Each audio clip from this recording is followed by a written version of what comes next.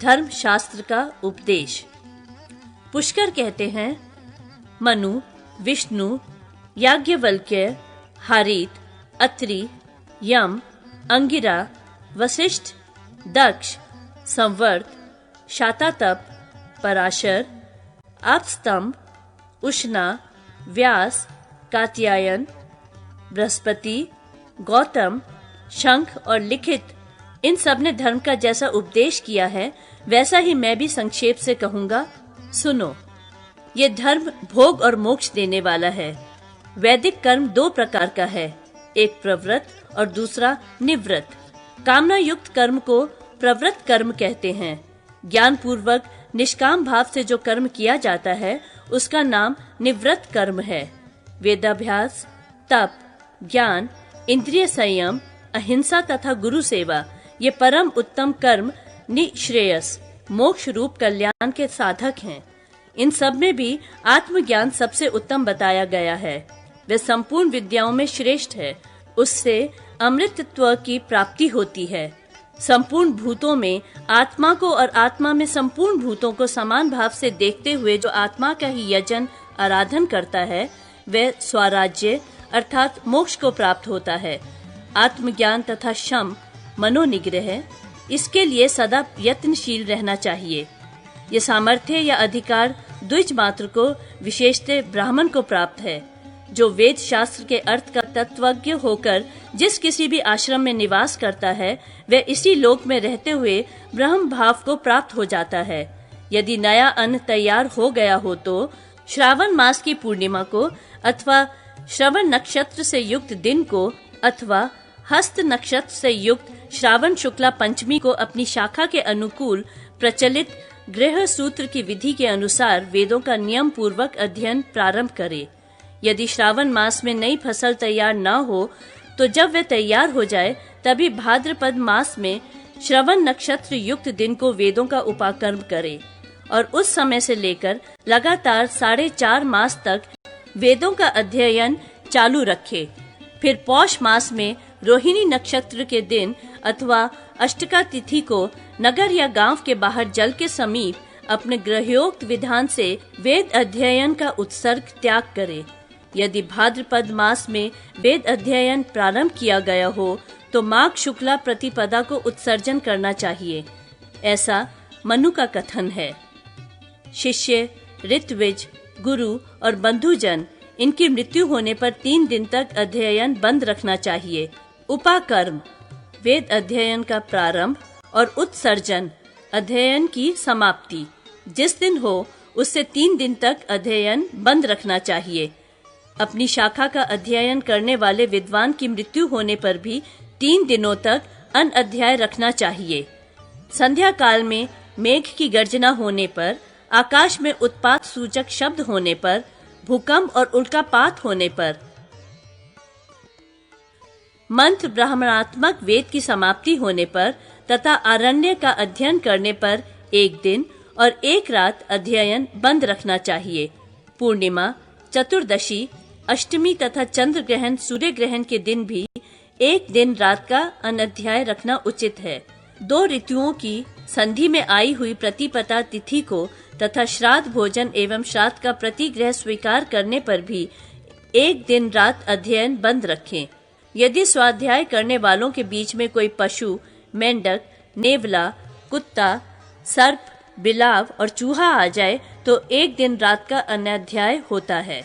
जब इंद्रध्वज की पताका उतारी जाए उस दिन तथा जब इंद्रध्वज फहराया जाए उस दिन भी पूरे दिन रात का अनध्याय होना चाहिए।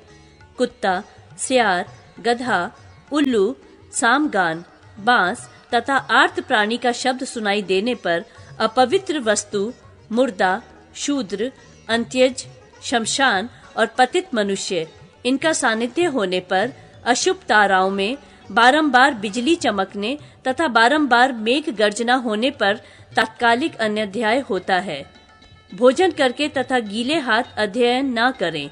जल के भीतर आधी रात के समय अधिक आंधी चलने पर भी अध्ययन बंद कर देना चाहिए। धूल की वर्षा होने पर, दिशाओं में दाह होने पर, दोनों संध्याओं के समय कुहासा पड़ने पर, चोर या राजा आदि का भय प्राप्त होने पर तत्काल स्वाध्याय बंद कर देना चाहिए। दौड़ते समय अध्ययन न करें। किसी प्राणी पर प्राण बाधा उपस्थित होने पर और अपने घर किसी श्रेष्ठ पुरुष के पधारने पर भी अनध्याय रखना उचित है। गधा, ऊंट, रथ आदि सवारी, हाथी, घोड़ा, नौका तथा वृक्ष आदि पर चढ़ने के समय और ऊसर या मरुभूमि में स्थित होकर भी अध्ययन बंद रखना चाहिए। इन 37 प्रकार के अनअध्यायों को तात्कालिक केवल उसी समय के लिए आवश्यक माना गया है।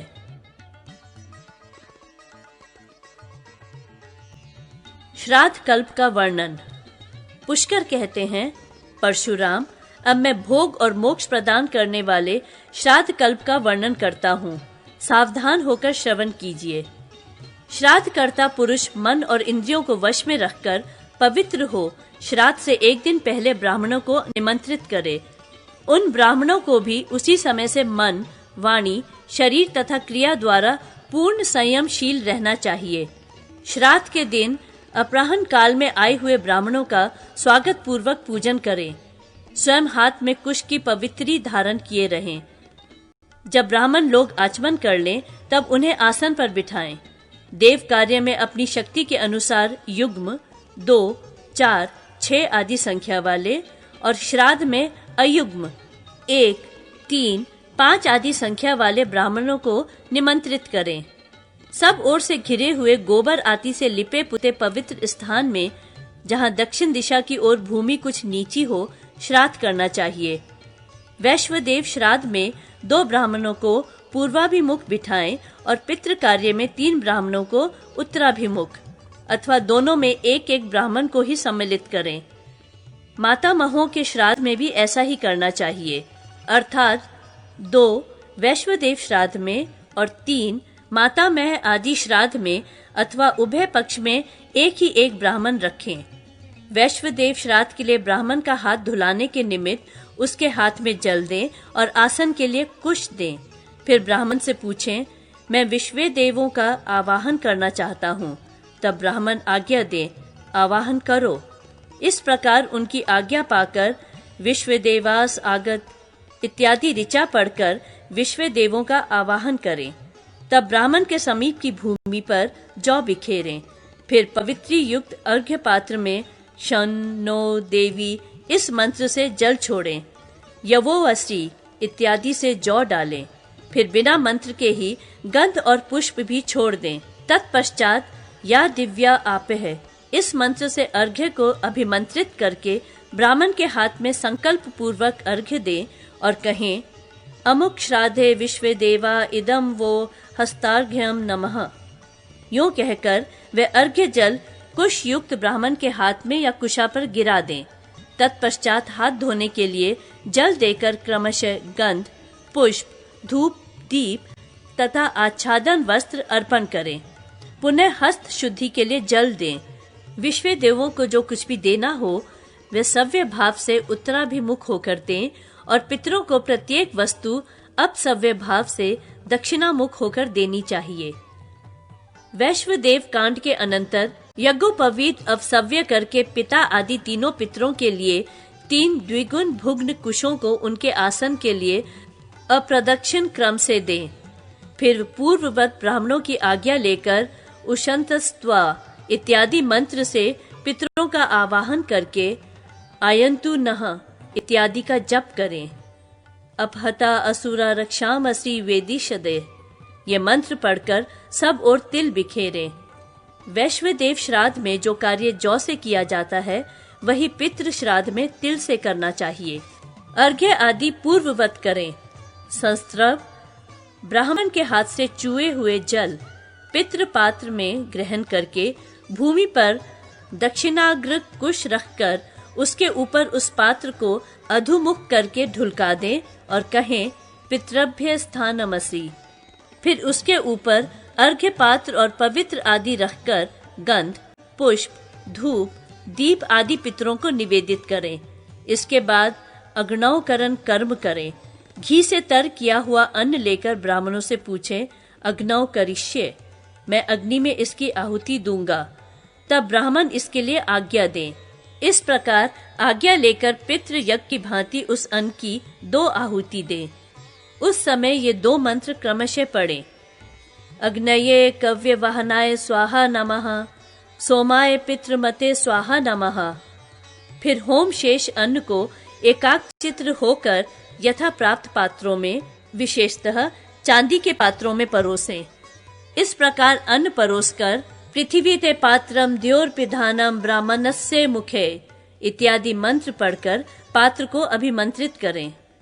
फिर इदम विष्णु इत्यादि मंत्र का उच्चारण करके अन्न में ब्राह्मण के अंगूठे का स्पर्श कराएं। तदंतर तीनों व्याहृतियों सहित गायत्री मंत्र तथा मधुवाता इत्यादि 3 ऋचाओं का जप करें और ब्राह्मणों से कहें, आप सुख पूर्वक अन्न ग्रहण करें। फिर वे ब्राह्मण भी मौन होकर प्रसन्नता पूर्वक भोजन करें। उस समय यजमान क्रोध और उतावली को त्याग दे और जब तक ब्राह्मण लोग पूर्णतः तृप्त न हो जाएं, तब तक पूछ पूछ कर प्रिय अन्न और हविष्य उन्हें परोसता रहे। उस समय पूर्वोक्त मंत्रों का तथा पावमानी आदि ऋचाओं का जप या पाठ करते रहना चाहिए। तत्पश्चात अन्न लेकर ब्राह्मणों से पूछे, क्या आप पूर्ण तृप्त हो गए? ब्राह्मण कहें, हाँ, हम तृप्त हो गए। यजमान फिर पूछे, शेष अन्न का क्या किया जाए? ब्राह्मण कहें, इष्ट जनों के साथ भोजन करो। उनकी इस आज्ञा को बहुत अच्छा कहकर स्वीकार करें। फिर हाथ में लिए हुए अन्न को ब्राह्मणों के आगे उनकी जूठन के पास ही दक्षिणाग्र कुश भूमि पर रखकर उन कुशों पर तिल जल छोड़कर रख दें। उस समय अग्निदग्धाश्च ये इत्यादि मंत्र का पाठ करें। फिर ब्राह्मणों के हाथ में कुल्ला करने के लिए 1-1 बार जल दें। फिर पिंड के लिए तैयार किया हुआ सारा अन्न लेकर दक्षिणाभिमुख हो पितृ यज्ञ कल्प के अनुसार तिल सहित पिंड दान करें। इसी प्रकार मातामह आदि के लिए पिंड दें। फिर ब्राह्मणों के आचमनार्थ जल दें। तदंतर ब्राह्मणों से स्वस्ति वाचन कराएं और उनके हाथ में जल देकर उनसे प्रार्थना पूर्वक कहें, आप लोग अक्षयम अस्तु कहें। तब ब्राह्मण अक्षयम अस्तु बोलें। इसके बाद उन्हें यथाशक्ति दक्षिणा देकर कहें, अब मैं स्वधा वाचन कराऊंगा। ब्राह्मण कहें, स्वधा वाचन कराओ। इस प्रकार उनकी आज्ञा पाकर पितरों और मातामह आदि के लिए आप ये स्वधा वाचन करें, ऐसा कहें। तब ब्राह्मण बोले, अस्तु स्वधा। इसके अनंतर पृथ्वी पर जल सींचे और विश्वे देवा प्रियंताम यूं कहें। ब्राह्मण भी इस वाक्य को दोहराएं, प्रियंताम विश्वे देवा। तदंतर ब्राह्मणों की आज्ञा से श्राद्ध करता जप करें, मेरे दाता बढ़े, वेद और संतति बढ़े, हमारी श्रद्धा कम न हो और हमारे पास दान के लिए बहुत धन हो। ये कहकर ब्राह्मणों से नम्रता पूर्वक प्रिय वचन बोले और उन्हें प्रणाम करके विसर्जन करें। वाजे वाजे इत्यादि ऋचाओं को पढ़कर प्रसन्नता पूर्वक पितरों का विसर्जन करें। पहले पितरों का, फिर विश्व देवों का विसर्जन करना चाहिए। पहले जिस अर्घ्य पात्र में संस्त्रव का जल डाला गया था, उस पितृ पात्र को उतान करके ब्राह्मणों को विदा करना चाहिए। ग्राम की सीमा तक ब्राह्मणों के पीछे पीछे जाकर उनके कहने पर उनकी परिक्रमा करके लौटें और पितृ सेवित श्राद्धान को इष्ट जनों के साथ भोजन करें। उस रात्रि में यजमान और ब्राह्मण दोनों को ब्रह्मचारी रहना चाहिए। इसी प्रकार पुत्र जन्म और विवाह आदि वृद्धि के अवसरों पर प्रदक्षिणा व्रती से नांदी मुख पितरों का यजन करें। दही और बेर मिले हुए अन्न का पिंड दें और तिल से किए जाने वाले सब कार्य जौ से करें। एकोदिष्ट श्राद्ध बिना वैश्व देव के होता है। उसमें एक ही अर्घ्य पात्र तथा एक ही पवित्रक दिया जाता है। इसमें आवाहन और अग्नौकरण की क्रिया नहीं होती। सब कार्य जनेऊ को अपसव्य रखकर किए जाते हैं। अक्षयमस्तु के स्थान में उपतिष्ठ ताम का प्रयोग करें। वाजे वाजे इस मंत्र से ब्राह्मण का विसर्जन करते समय अभिरम्यताम कहें और ब्राह्मण लोग अभिरतः स्मः ऐसा उत्तर दें। सपिंडीकरण श्राद्ध में पूर्वोक्त विधि से अर्घ्य सिद्धि के लिए गंध, जल और तिल से युक्त 4 अर्घ्य पात्र तैयार करें। इनमें से 3 तो पितरों के पात्र हैं और 1 प्रेत का पात्र होता है। इनमें प्रेत के पात्र का जल पितरों के पात्रों में डालें। उस समय ये समाना इत्यादि 2 मंत्रों का उच्चारण करें। शेष क्रिया पूर्ववत करें। ये सपिंडीकरण और एकोदिष्ट श्राद्ध माता के लिए भी करना चाहिए। जिसका सपिंडीकरण श्राद्ध वर्ष पूर्ण होने से पहले हो जाता है, उसके लिए 1 वर्ष तक ब्राह्मण को सानोदक कुंभदान देते रहना चाहिए। 1 वर्ष तक प्रति मास मृत्यु तिथि को एकोदिष्ट करना चाहिए। फिर प्रत्येक वर्ष में 1 बार शया तिथि को एकोदिष्ट करना उचित है। प्रथम एकोदिष्ट तो मरने के बाद 11वें दिन किया जाता है। सभी श्राद्धों में पिंडों को गाय, बकरे अथवा लेने की इच्छा वाले ब्राह्मण को दे देना चाहिए अथवा उन्हें अग्नि में या अगाध जल में डाल देना चाहिए। जब तक ब्राह्मण लोग भोजन करके वहां से उठ न जाएं, तब तक उचित स्थान पर झाड़ू न लगाएं। श्राद्ध में हविष्यान के दान से 1 मास तक और खीर देने से 1 वर्ष तक पितरों की तृप्ति बनी रहती है। भाद्रपद कृष्णा त्रयोदशी को विशेषतः मघा नक्षत्र का योग होने पर जो कुछ पितरों के निमित्त दिया जाता है वह अक्षय होता है। 1 चतुर्दशी को छोड़कर प्रतिपदा से अमावस्या तक की 14 तिथियों में श्राद्ध दान करने वाला पुरुष क्रमशः इन 14 फलों को पाता है। रूपशील युक्त कन्या, बुद्धिमान तथा रूपवान दामाद, पशु, श्रेष्ठ पुत्र, द्यूत विजय, खेती में लाभ, व्यापार में लाभ, 2 खुर और 1 खुर वाले पशु, ब्रह्म तेज से संपन्न पुत्र, सुवर्ण, रजत, कुप्यक, त्रपु सीसा आदि, जातियों में श्रेष्ठता और संपूर्ण मनोरथ। जो लोग शस्त्र द्वारा मारे गए हों, उन्हीं के लिए उस चतुर्दशी तिथि को श्राद्ध प्रदान किया जाता है।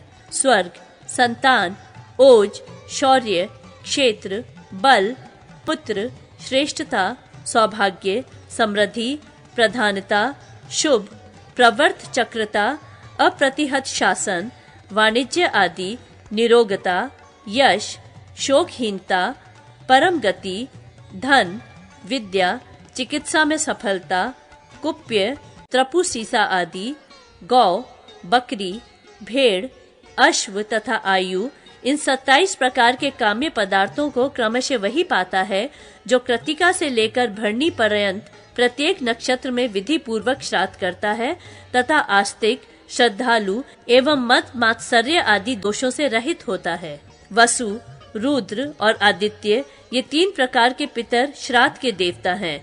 ये श्राद्ध से संतुष्ट किए जाने पर मनुष्यों के पितरों को तृप्त करते हैं।